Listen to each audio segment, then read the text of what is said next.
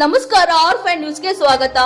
ಹರಪನಹಳ್ಳಿ ತಾಲೂಕಿನ ಅರಸೀಕೆರೆ ಗ್ರಾಮ ಪಂಚಾಯಿತಿ ಆವರಣದಲ್ಲಿ ಅರಸೀಕೆರೆ ಪೊಲೀಸ್ ಠಾಣೆ ವತಿಯಿಂದ ಅರಸೀಕೆರೆ ಹೋಬಳಿ ಎಲ್ಲಾ ಹಳ್ಳಿಗಳಿಂದ ಸಾರ್ವಜನಿಕರನ್ನು ಕರೆಸಿ ಗಣೇಶ ಹಬ್ಬ ಹಾಗೂ ಈದ್ ಮಿಲಾದ್ ಹಬ್ಬದ ಪ್ರಯುಕ್ತ ಶಾಂತಿ ಸಭೆ ನಡೆಸಲಾಯಿತು.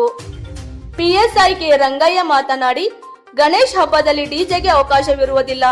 ಗಣೇಶ್ ಮೂರ್ತಿ ಮೆರವಣಿಗೆ ಸಮಯದಲ್ಲಿ ಅಶ್ಲೀಲ ಚಿತ್ರಗೀತೆಗಳನ್ನು ಬಳಸುವಂತಿಲ್ಲ. ಗಣೇಶ್ ಮೂರ್ತಿ ಪ್ರತಿಷ್ಠಾಪನೆ ಜವಾಬ್ದಾರಿ ಸ್ವಯಂ ಸೇವಕರದ್ದು.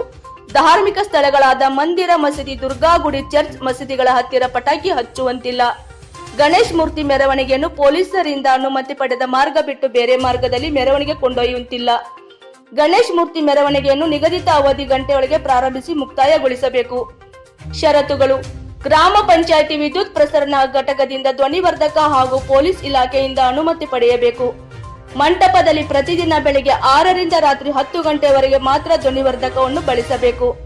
ಗಣೇಶ್ ಮೂರ್ತಿಯನ್ನು ಕೂಡಿಸಲು ಸ್ವಯಂ ಸೇವಕರಿಂದ ಅಗ್ರಿಮೆಂಟ್ ಬಾಂಡ್ ನೀಡತಕ್ಕದ್ದು.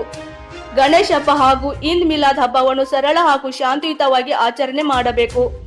ಯಾವುದೇ ಅಹಿತಕರ ಘಟನೆಗಳು ನಡೆದಂತೆ ಮುಂಜಾಗ್ರತೆ ವಹಿಸಬೇಕು. ಅಂತಹ ಘಟನೆಗಳು ನಡೆದರೆ ಸೂಕ್ತ ಕಾನೂನು ಕ್ರಮ ಕೈಗೊಳ್ಳಲಾಗುವುದು ಎಂದು ಹೇಳಿದರು.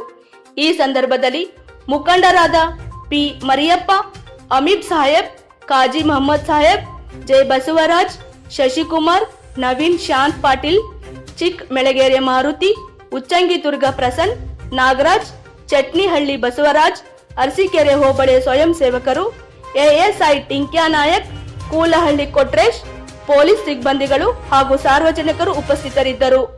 ಮಂಜುನಾಥ್, ಆರ್ಫೈ ನ್ಯೂಸ್, ಹರಪನಹಳ್ಳಿ.